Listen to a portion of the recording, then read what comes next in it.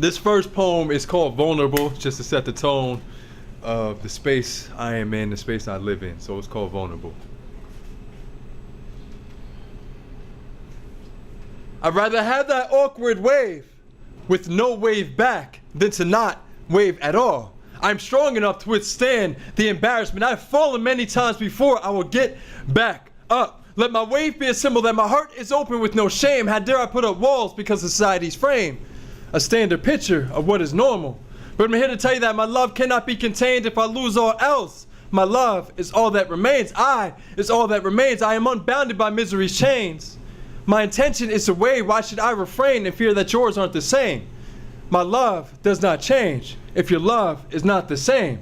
I will wave with no expectation of a wave back because I've learned that unconditional love doesn't always love back. Unconditional love is all that we lack. If our love is unconditioned, then we will always wave back. My wave is a reflection of me. So when I wave to you, I only see me. It's the absence of unity that we see division between you and me. So for all to see, open and honestly, I wave. No shame, no blame. I love, no attachment, no frame. I will wave again. I will love again. Thank you.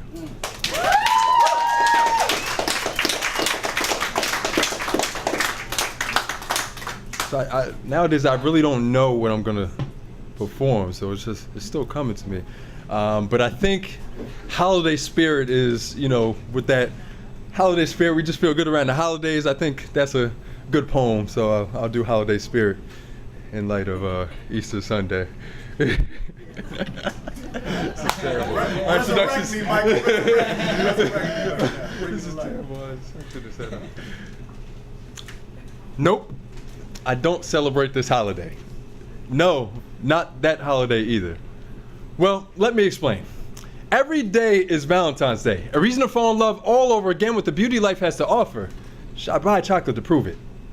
Every day is a day of independence, where I can be infinite free mind, souls can never be captive like weak minds. This country is the highest incarcerated population in the world. Think about it. Every day is my birthday. Each day I am born again in a constant state of renewal. My days are like blank canvases and I'm the paintbrush. Every day is a so-called Christmas. A reason to give presents by focusing on the presents. This is a gift from the inside that can't be seen, and it certainly doesn't come down the chimney. That leads me to this Memorial Day. Well, each and every day memorial if I live in the now. I won't need to recognize the past because it celebrates the present moment and everyone in it. Of course, I'm always thankful and giving. Why do I need to slaughter a turkey to prove that? It's kind of an oxymoron, right? And labor, is that something to celebrate? I'm actually trying to work less and live more. We're the most overworked nation in the world, but what are we working for? Oh yes, I do have a dream. I don't think that dream was for a day off and dedicated boulevards turned into war zones. It's kind of funny, the name of MLK's on everything, but the spirit of his teachings died with him. And the people who killed him are still around. My favorite, the discovery of America. Let's just ask the Redskins what they think about it.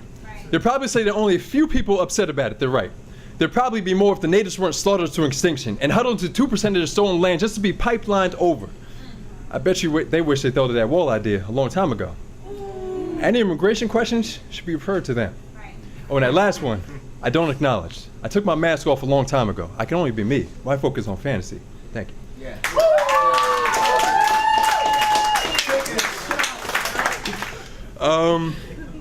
This last poem is called High School Lessons. And shout out, if there's any educators in the room, shout out to them. Any people who work with people to teach them and to help them grow. So shout out to you, because you make a mark on someone's life, and sometimes you may not see it right away, but you see it later on in life. So this is called High School Lessons, and it's dedicated to a teacher in high school.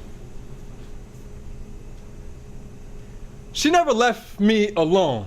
Like flesh to the bone, she wore me out, she wore me in. Another detention for different colored Tims.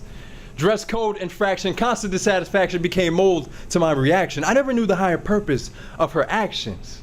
On my case, she was on my case like bad breath too close to the face. I couldn't breathe.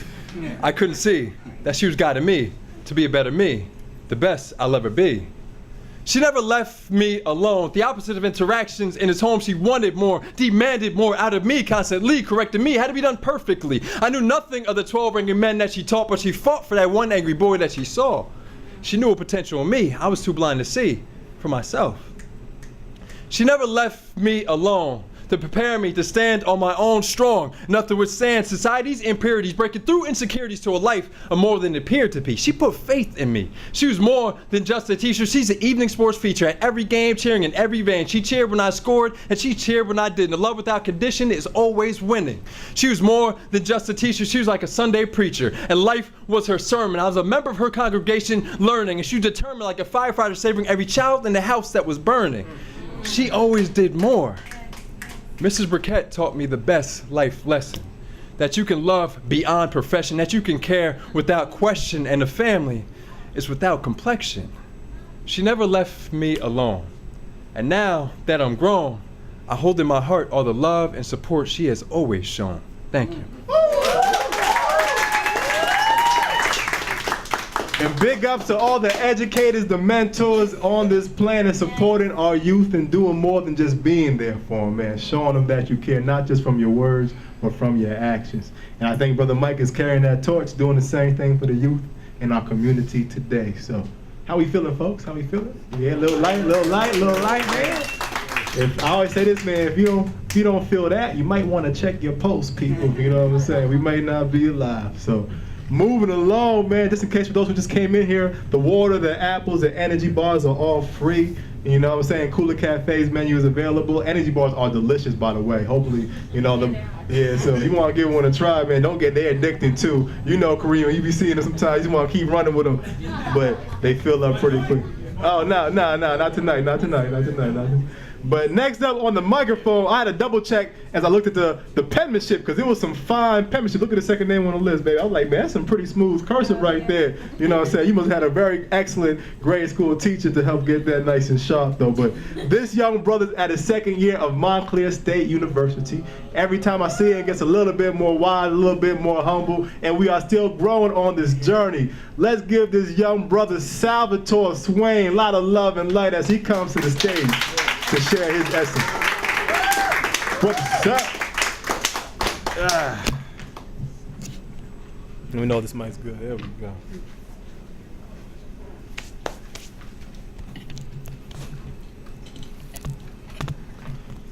Wholeness and love. My name is Salvatore Swain, Montclair State University. Shout out kids, Kula Cafe, APTV, friends and family, strangers. My heart is an extension. Thank you for being here. Thank you for sharing this moment with me. Tonight I'm gonna perform a piece from Alicia Harris, is one of my favorite artists, and it's called The Death Poem.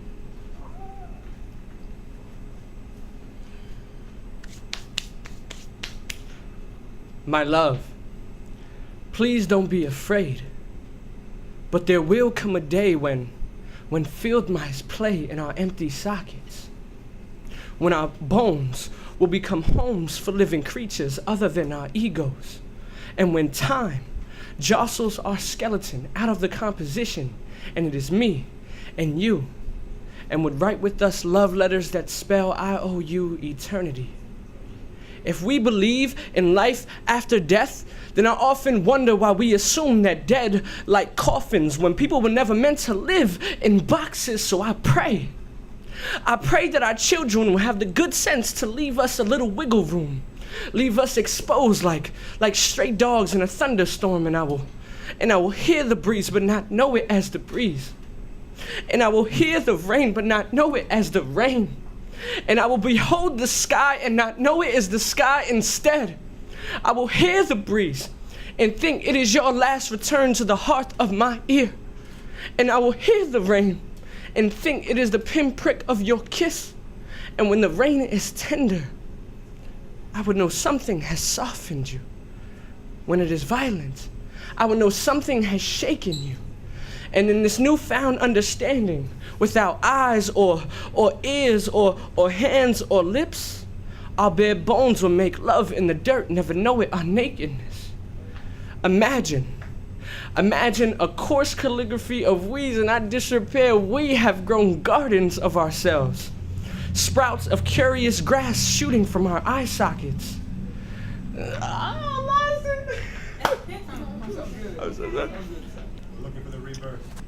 Picking your way through your missing teeth, and neither one of us can keep from smiling. And the days they go unnoticed, and the nights, they go unslept. And we talk with our souls in our holes when our ribs where our organs once sat. Imagine. Man, I lost it. Man, I'm so sorry. Here with you, brother.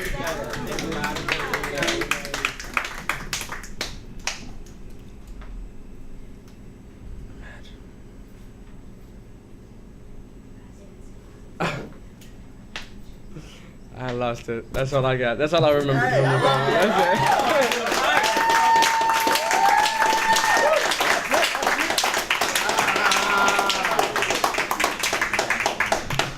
Somewhere in the astral realm, man, this has got to flow right back inside. He'll come.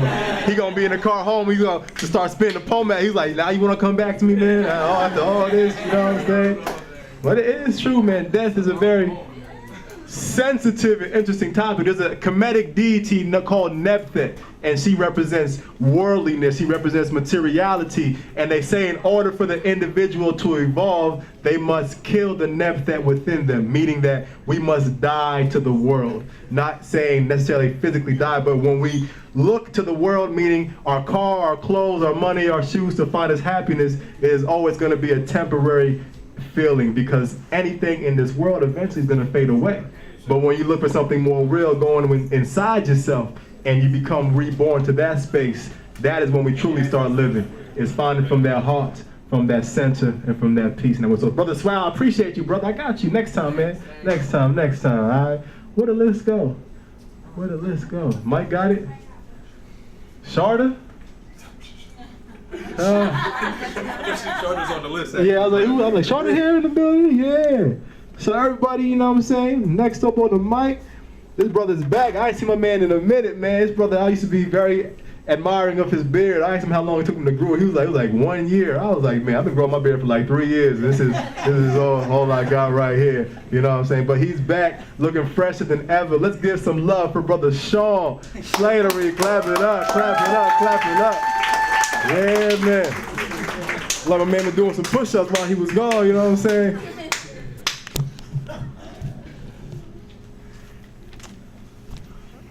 All right, thank you, Rodney. Thank you, kids, for all you do. It's been a while.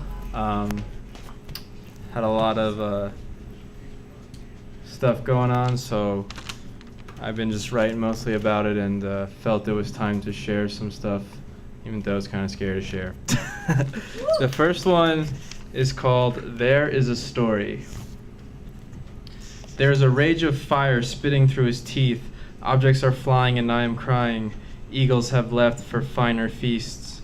There is a trace of memory buried in graveyards housing 1,000. The bodies have all but burned out of my mind. There is a truth made larger through realms of existence where anacondas sneeze knives straight through their eyes. There is a brain that holds all information through passionate art, an imagination more terrifying than one's family history. There is a child who screams across broken wings of fallen feathers. Time is a devil for all who dare. There is a dreamer who stands within himself, determined to master the art of resurrection beyond everyone else. There is a trophy for all who claim their inheritance through selective breeding of action internalized by completion. There is a poet who no one knows except himself. His voice is found on pages waiting to be seen.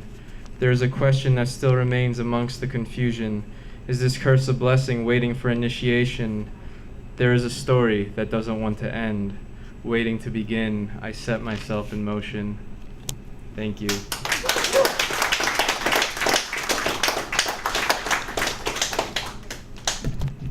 The second poem is called Good Intentions. I am a champion of worlds explored only by soldiers of benevolent praise. Each day I rise with 1,000 eyes, frozen alone in the stone of overwhelming disguise.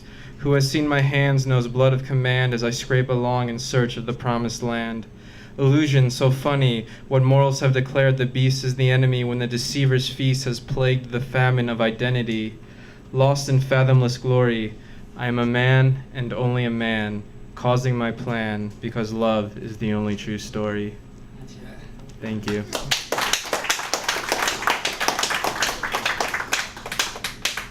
Then, just to have 3 poems, I wrote one while I was waiting.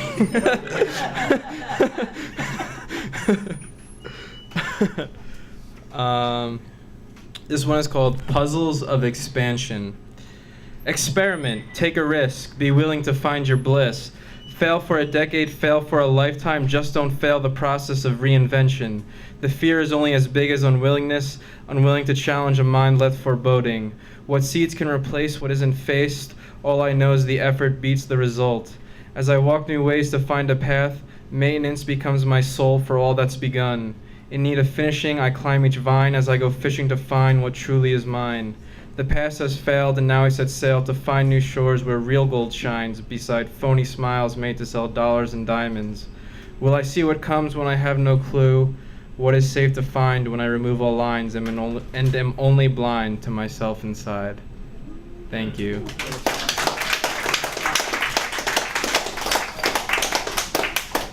Yeah, everybody get some love to Brother Sean.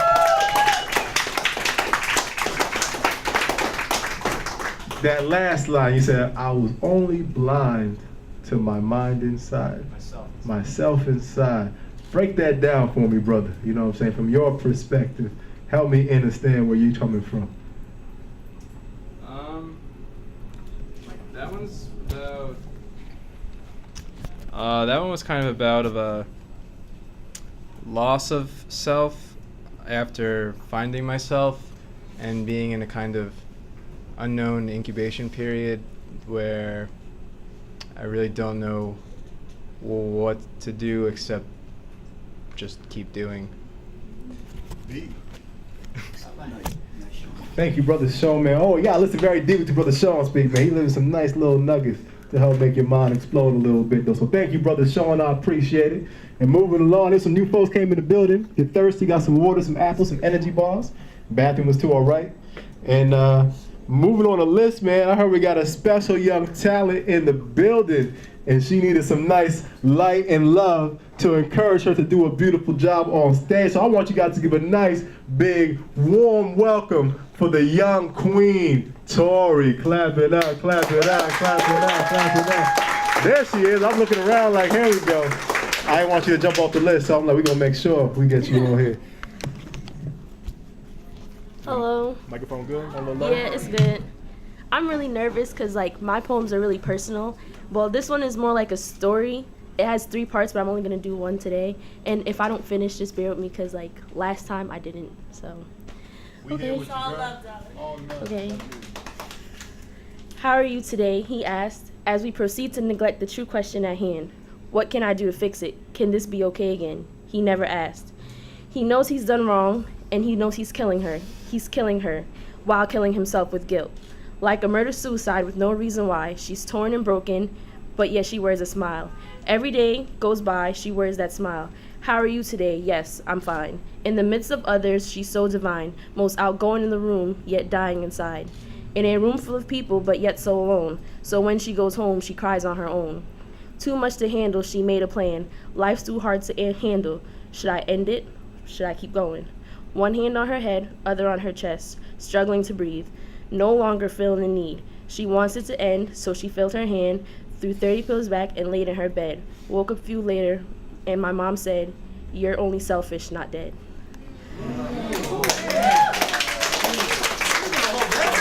Oh, and it's called So-Called Last Day. Thank you.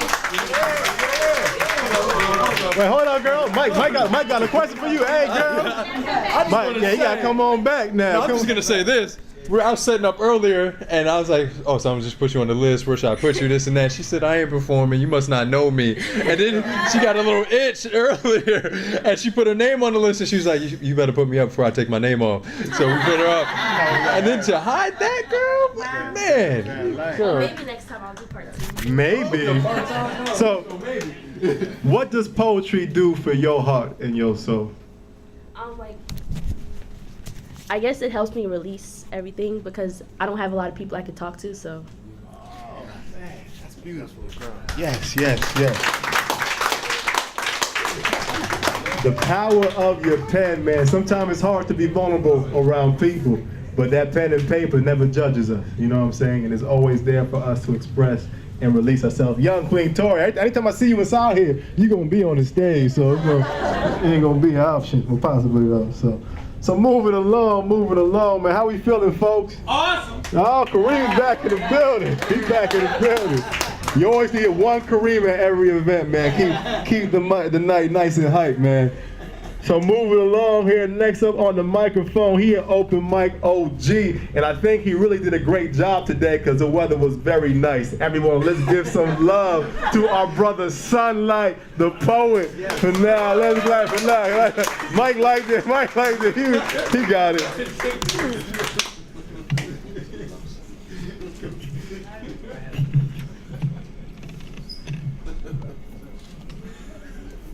Peace and blessings to my city, Asbury Park. First of all, I'd like to thank the K.Y.D.S organization, Ronnie and Mike, for allowing me to ride your train. Y'all the conductors, y'all open up doors for me, and I really appreciate it, because out here, it's the tale of two cities. And first of all, I gotta bless the mic. What am I doing? Peace and blessings. Man should not live by bread alone, but by the spoken word. Now, this poem right here is no worries, and please be mindful that, you know, I picked up a pen the same way to release my frustrations instead of, you know, doing something negative. So this poem right here is called No Worries. Now, no worries. I dwell with words locked in a cell. My metaphors post bail, riding the third rail. I call them the superfood kale, telling the tale how I was set up to fail with no way out. No support, just doubt, which makes most people go the wrong route. Not allowed to scream and shout, so I picked up the pen. It became my best friend, like an alcoholic loves gin. I don't have to pretend. I've never been up. All I know is down, walking around a segregated town. The only thing gentrification represents is a greyhound, or a way of saying, get the hell out of my town.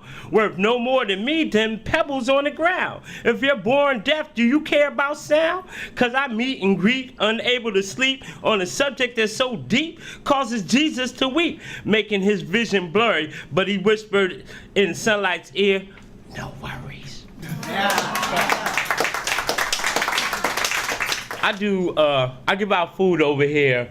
For the last 4 years, I've been giving out food in the field. And out here, you know, I never had no money to give out, but food, physical and mental food. So this poem right here is called Food and Clothing 365, Pantry of Poems. I give physical and mental food, 365. I ride on four sides in the dark, materializing a spark in the city called Asbury Park, feeding human hungry habits, Easter to rabbits, clothing clear, covered, cool contents, monuments that stand up and exchange hand to hand, food for the soul, an expedition to the North Pole, metaphors mingle, hanging out with Kris Kringle, with more flavors than a can of Pringles, tantalizing a tingle that jingles yet remains single, aka base hit. That's an application of applied food and clothing 365.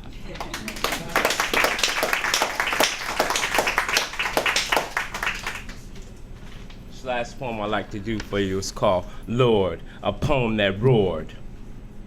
Love overriding doubt, use lesser pout, and just face the facts. I'm what poetry in motion is all about. Dragging metaphors that open your mind's doors with subject matters, ingesting and protesting all wars.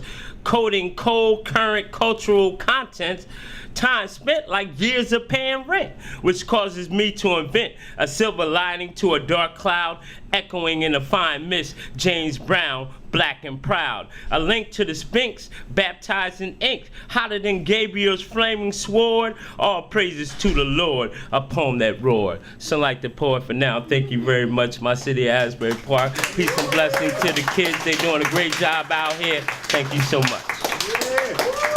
Let's get some love for Brother Sunlight.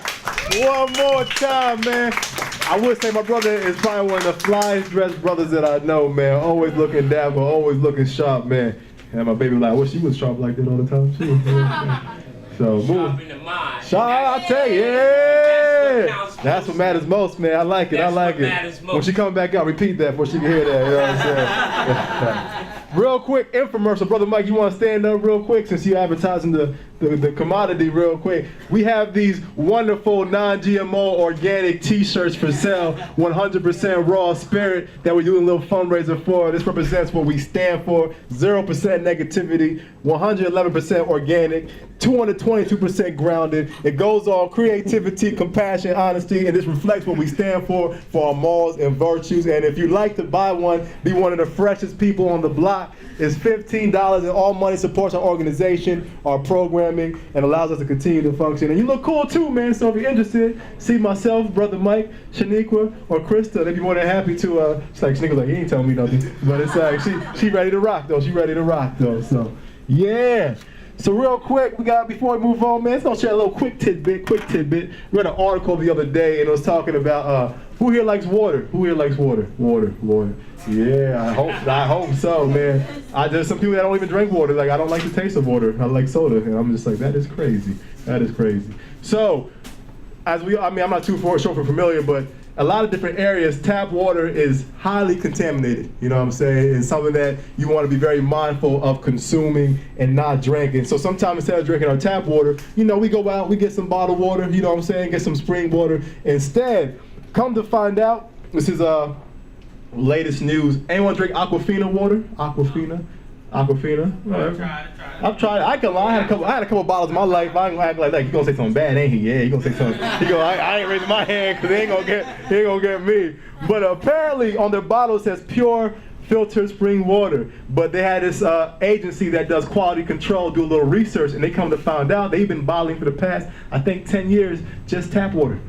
And it's putting it inside and giving it to the people and selling it for profit for all the years. Not purifying it, not distilling it, just giving tap water in a bottle and making a killing off of it. So think about that. You know what I'm saying? That's why it's very good to look into ways to purify your own water at home or get good quality sources of water that you can utilize, because water is what nourishes our body, what brings life to our body, and it's making sure that we consuming the purest water that we can for them. Because the more conscious you become, when I see a Poland Spring bottle, it's like I see a can of Coke. Because I realize that even that water is still not of the purest form. So getting a water distillation process, pen to water, they got some good waters, but even when you see all these pH waters, a lot of them are using chemicals to maintain the pH in the water. So as you try to do something good, still be mindful to find out what exactly they're utilizing to keep this water at this level of balance and what kind of water is gonna benefit me on my journey. But any water is better than no water. I'll put it like that. Don't say I'm gonna drink Coke now and Pepsi instead, because they got this water is toxic. But any water is still better, but it's good, better, and best. And as we become more conscious and aware, we can make better choices as what we consume for myself, though. So check that out, man. Again, don't believe nothing I tell you. I could be telling you a lie. But seek the truth for yourself. We got smartphones. Let's make them smart again and utilize them for our growth and well-being. Let's make smartphones smart again. Moving along now. Next up on the microphone, let's give some love to the young queen. So talented, so passionate, so much soul comes out from her being, man. She always has a beautiful voice. I know she's doing some poetry, some singing, but let's give some love to Carla Rios. Clap it up, clap it up, clap it up. Let me know if the microphone's good. A little lower, yeah. I figured. That better. Get that woo side. Yeah. Hi. Hi.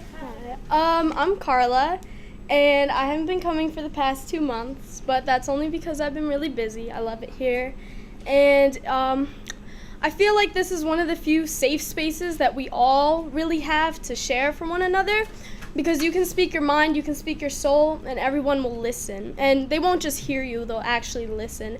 And I feel that's really important because I don't have that in school. I don't really have that in my town, but I can come here and I can speak what I have to say, and I know that everyone will be listening to me. So thank you, I appreciate it. Appreciate all of you. I appreciate Miss Shaniqua, known her for a while. So, the first poem that I'll be reading tonight is one that I actually made for the most beautiful woman I've ever known, my mother.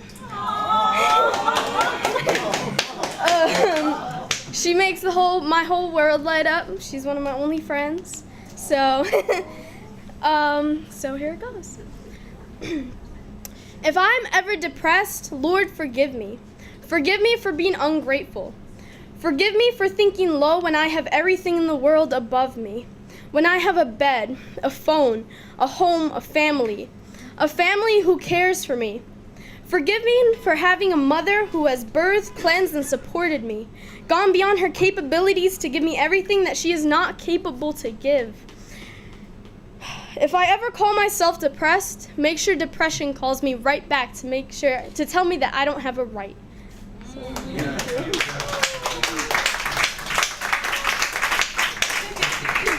I actually wrote that one a quick minute ago, a while ago, but I haven't read it. I don't know why, but the next one that I'll be reading, I actually wrote for my best friend. Unfortunately, he is not able to be here tonight. He's in New York with his dad, but next open mic, I'll make sure to bring him.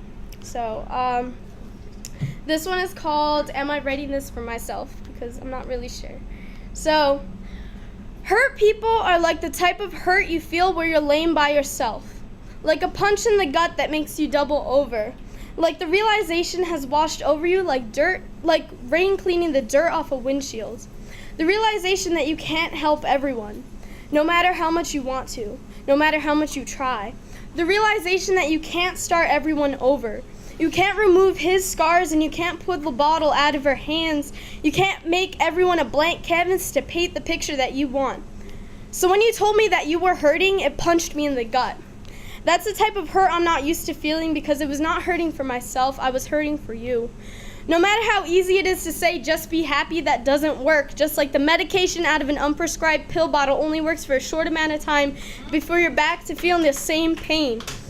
When you told me to keep you alive, that was the easiest thing that I've ever been asked to do because there was nothing I was more passionate about. Because you were the only person who I care about. Because truthfully, just being with you makes me feel safe. You're not a burden, you're not a responsibility, you're my only friend.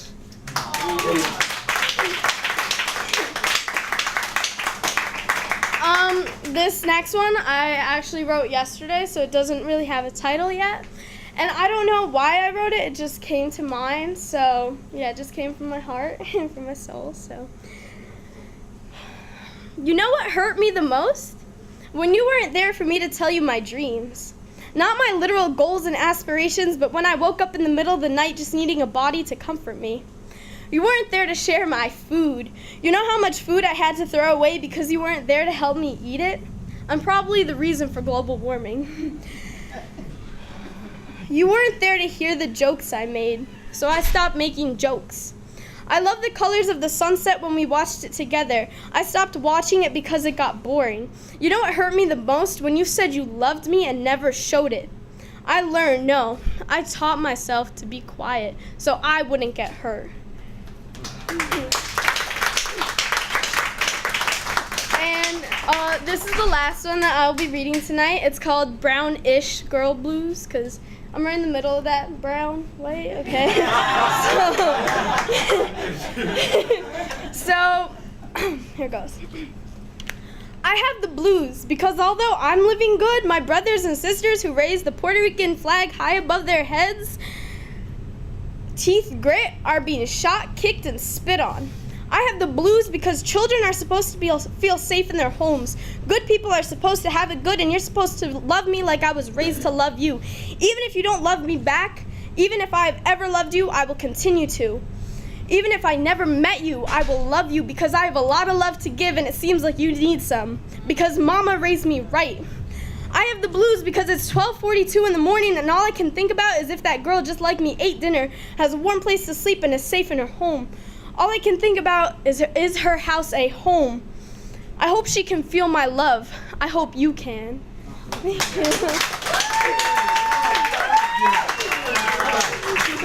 give some love for the young queen.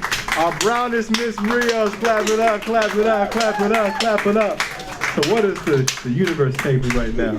How old are you again, my young lady? My birthday's on Monday. I'll be 16. Oh, you'll be 16. So real quick, let's just wish her a quick happy born day to the young queen on Monday, man. Just say 1, 2, 3. Happy birthday to you. Oh, happy birthday to you. Happy birthday, dear Carla.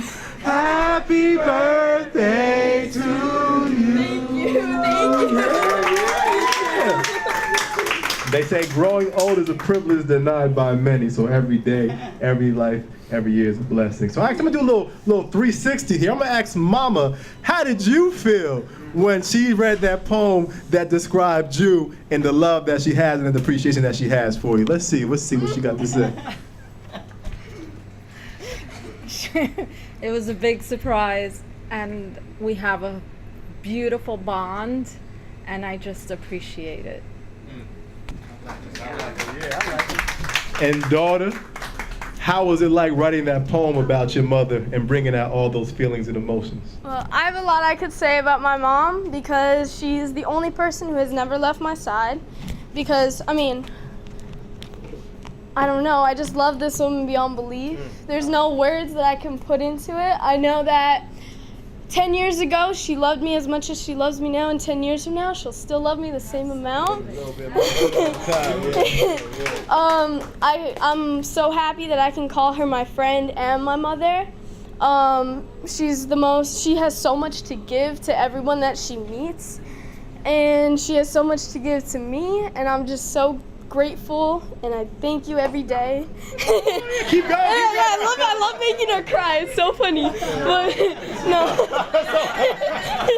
I just love you more than words can ever say, and I love you. That's it.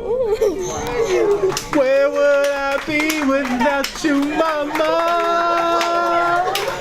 Mama, you know. I know this brother does a great job of bringing some joy into the room, man.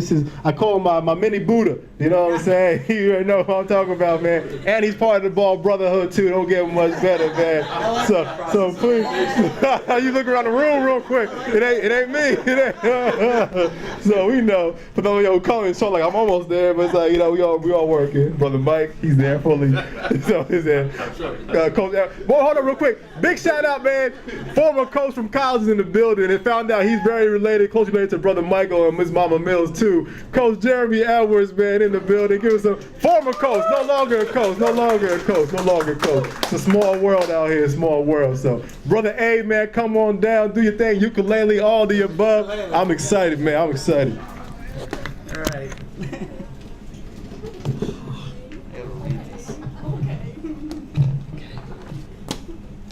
know the mic good.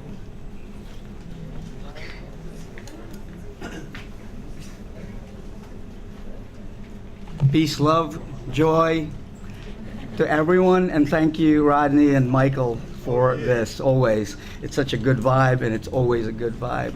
Makes me happy here. I'm going to read a poem, and maybe this is related to what Sunlight is going through, because it is about pain. And sometimes I know that perhaps all of us have gone through it, is going through it, will go through it. And sometimes we look at pain as something that is negative. And the challenge is to really shift it, because it is transformative. And sometimes it's difficult to see it when you're in that space. So.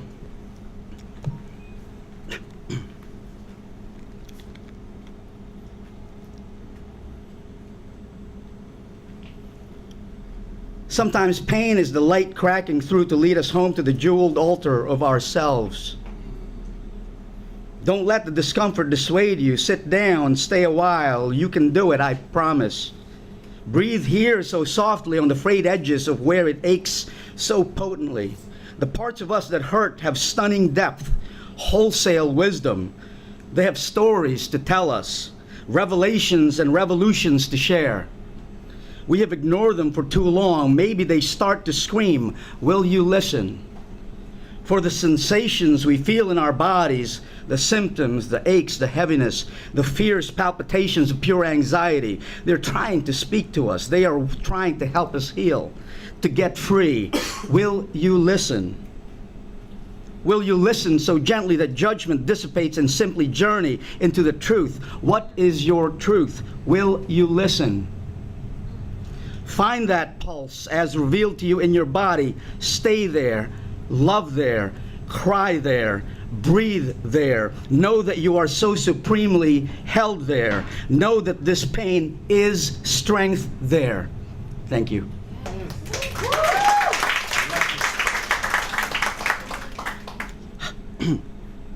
Your fiercest fire is your realness, your stained and imperfect authenticity. The parts of you that have never known how to hide. The parts of you that are loud and messy and speak their mind. The parts that are tender and soft and split raw open. The parts that know just how to be. Because there is no show, there is no mask. This is life, it's messy.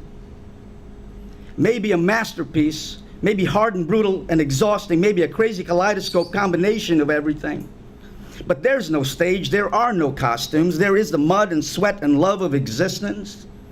Dig into that, feel, breathe, live, take risks, inhale passion and mess up sometimes. Skin your knees on the bumps, bruises, and lessons offered to you. Why the shame? Why the doubt? Why caring so much what others think and want? There's no show, there's no mask.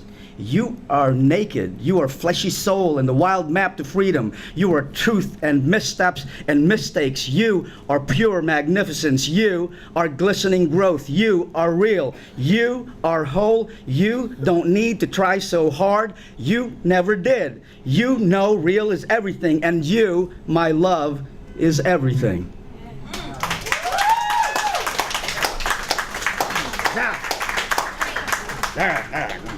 Yum, yum, yum, yum, yum.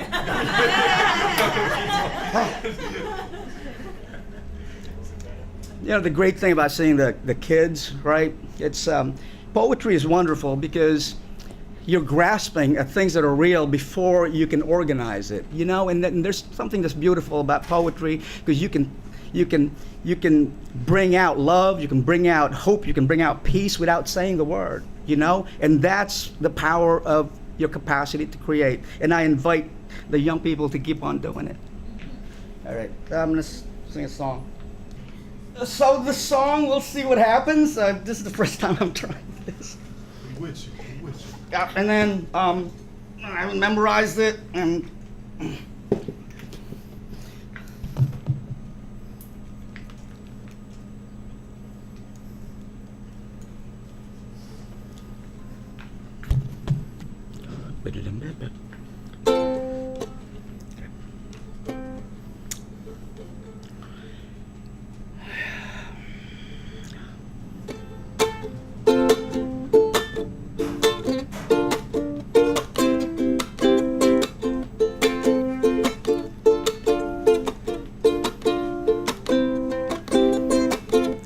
sometimes I feel I am all alone, wandering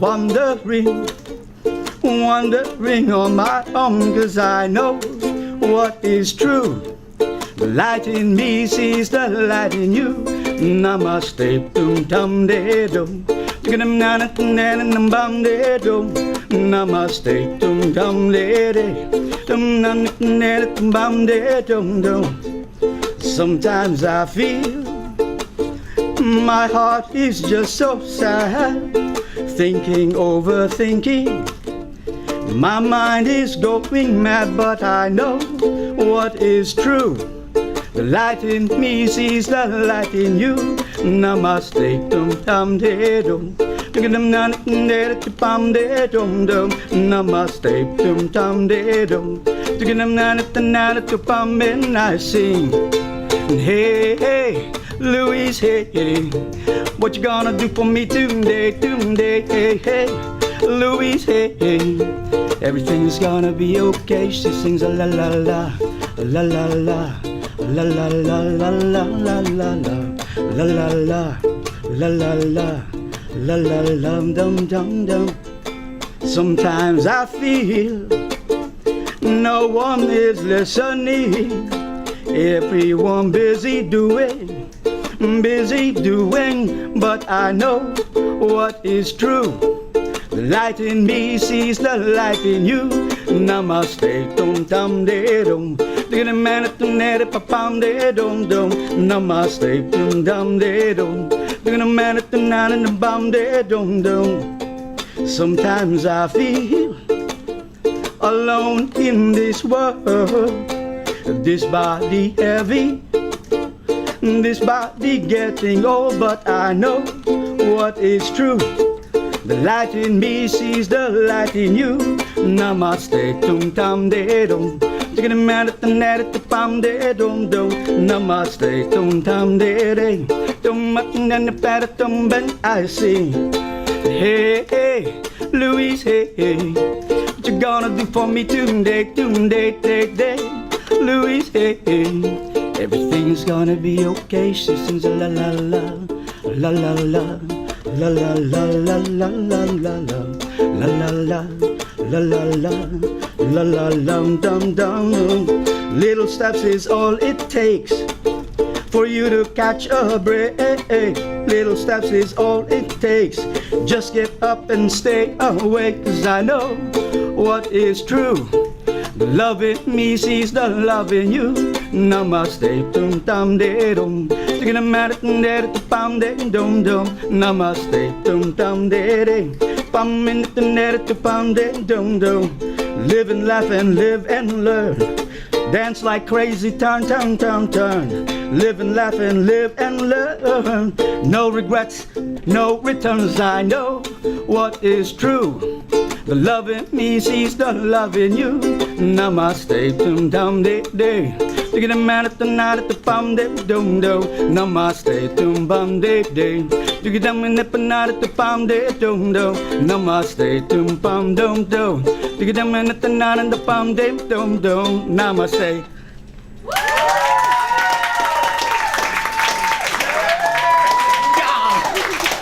I love it. Let's give some love for Brother A, man, one more time. Now, is that an original song? Yes. Oh man, yeah. I had to ask. I was like, yo, wait, did he write this? He write it so? On YouTube or something? Yeah. Yeah. It's on YouTube? Huh? That's on YouTube? No, it's mine. It's not yet. It's gonna be on YouTube. About to get 1 million hits. No. So real quick, what was the inspiration, man? I know the Namaste, the light in me, the light in you. I got the vibe, but what was that inspired you to bring forth that melody, to speak that message, and what was you trying to connect and create? Well, you know, I've friends who call me, right? Because I listen, and I listen well, and so the poems are actually tied to that, because you know people are in different spaces. You know, they're in pain. They've gone through relationship stuff. And I don't give advice. The best advice that I got is don't take any advice, because you already know the answer, and it's a matter of being able to go inside. And I've been meditating for over 35 years. So, and I know, and I have absolute confidence that it's there. You have the answer, and it's a matter of just So anyhow, like some of the lyrics. I know people feel alone. Some people, they just think that they're isolated, and there's a sense of that no one's listening, and alienation, etc. And that seems to be, a common thing from the youth to to my age group, like that. I'm an older youth. And then that namaste is that, to be able to see the goodness in people, to be able to see the light in the other person, to be able to see the love in the other person, because there's no distinction between you and the other person. And the way that I look at it is like, if all of this is you look at it as you, then you would treat you well. I mean, it's very elementary, very fundamental, very, like that. It's like, and it's good. What was that line? I have no idea. Okay, is he speaking another language? I don't know. I don't know. It was a different language. I have no idea. I think I ran out of lyrics. I think I ran out of lyrics. I go, okay, I'm gonna go. It sounds exotic, so it's like it's good. Yeah, sounds good. I was like, wait. Maybe he was saying a secret message. I'm not sure. It's secret to me. Okay, that's fair, man. Thank you, Brother A, man. Give him love one last time. gonna have to have the next one mic one so on the beach around the fire. Oh yeah. It's coming soon, man. One mic sold by the beach. Sandy and everything. So, man, how we feeling right now? People, we enjoying the show? We enjoying the show? Yeah, man. The energy is always something different. Just seeing the vibe and all connected. I hope we're really listening, not just listening, but feeling the words that people are saying throughout the night. That list just disappeared.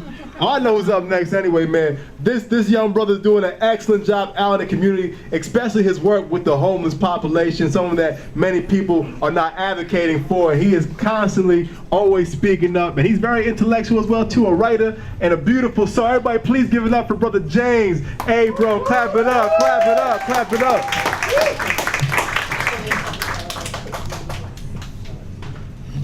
Thank you, Rodney. Yes, sir. Make sure the microphone is good distance. He got a great shirt on, by the way, too, man. Great shirt.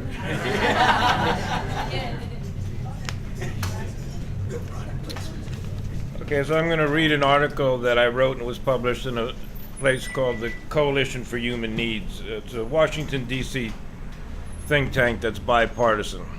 Bipartisan being the key for me because the so-called liberal, progressive magazines I write for want me to use my skills to trash Donald Trump.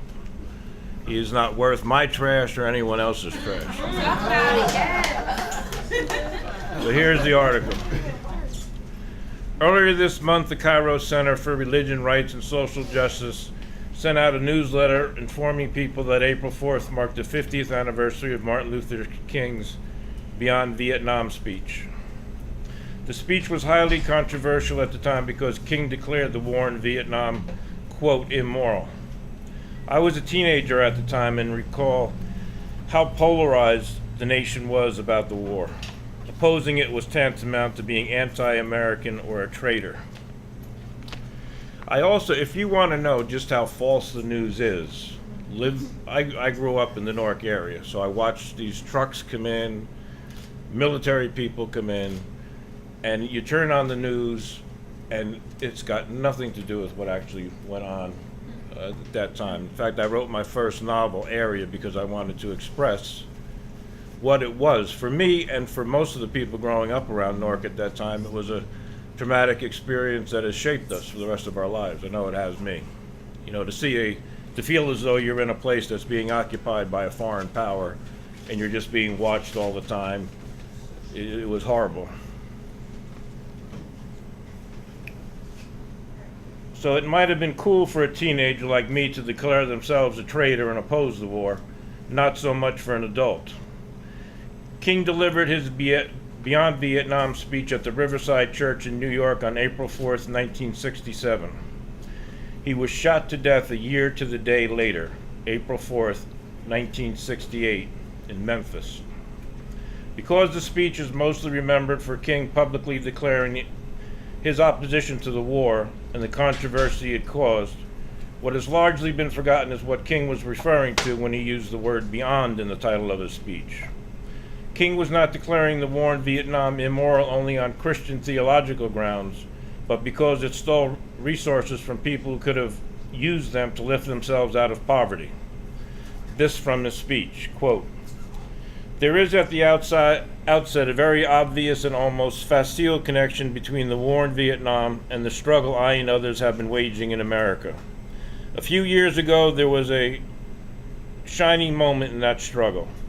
It seemed as if there was a real promise of hope for the poor, both black and white, through the poverty programs. There were experiments, hopes, new beginnings. Then came the buildup in Vietnam, and I watched the program broken and eviscerated as if it were some idle political plaything on a society gone mad on war.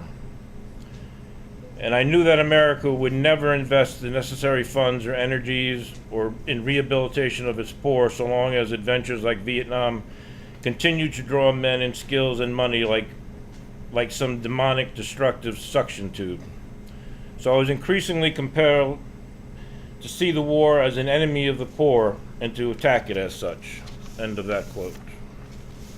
I addressed this in an article I wrote for Spotlight on Poverty and Opportunity. The successful community-based anti-poverty efforts that were initiated in the 60s were afterward underfunded and neglected as the war sucked up financial resources and diverted political will. Now, I also experienced this after the riots. All of this money came into Newark. We had after-school programs, we had work programs, we had training programs, but they only lasted as long as the fear was there. It's like if you're changing your behavior because your partner doesn't like it, and you're doing it because you're afraid they're going to leave you, it's not the same as doing it because you care about them and want to feel better. All of the programs that came into Newark were fear-based.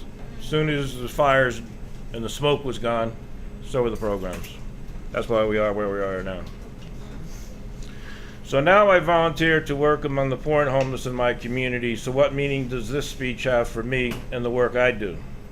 In a word, a profound one. One of the most frustrating aspects of advocating for the poor is how unaware the general public is of this situation, even when it's happening in their community. As King points out in his speech, we are constantly being fed distractions to take our attention away from what is going on around us. We seem to be the most war seems to be the most reliable vehicle for doing this. Throughout my lifetime, the United States has been at war somewhere. Korea, Vietnam, Nicaragua, Panama, El Salvador, Iran, Iraq, Afghanistan. The war on poverty has been but a neglected stepchild compared to the time, energy, and resources we devote to these foreign incursions. Dr. King again, quote, "A true revolution of values will soon cause us to question the fairness and justice of many of our past and present policies. On the one hand, we are called to play the Good Samaritan on life's roadside, but that will only be an initial act. One day we must come to see that the whole Jericho road must be transformed so that men and women of goodwill will not be constantly beaten and robbed as they make their journey on life's highway. True compassion is more than flinging a coin to a beggar. It comes to see that an edifice which produces beggars needs restructuring. The more sophisticated surely realize that we are on the side of the wealthy and the secure while we create a hell for the poor."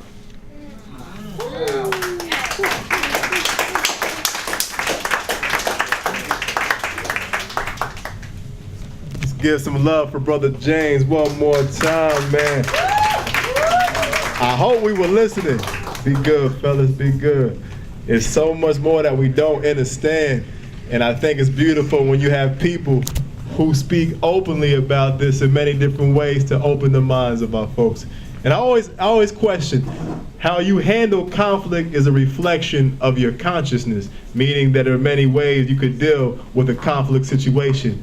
We could physically fight it out, we could verbally communicate, we could ignore each other. But the higher your awareness, the more balanced and harmonious path you will take. So when you look at as above at a grander scale, if you see how we deal with conflict, what kind of consciousness does that represent at that level? You know, because if I were to follow those same actions at an individual level, you would call me a murderer, a savage, a beast. But when it's done at a collective level, we're somehow believed to see that it's okay. You know, and it's something to think about. What does war really do for our society? And how does that affect our communities at various levels? So Brother James, I thank you.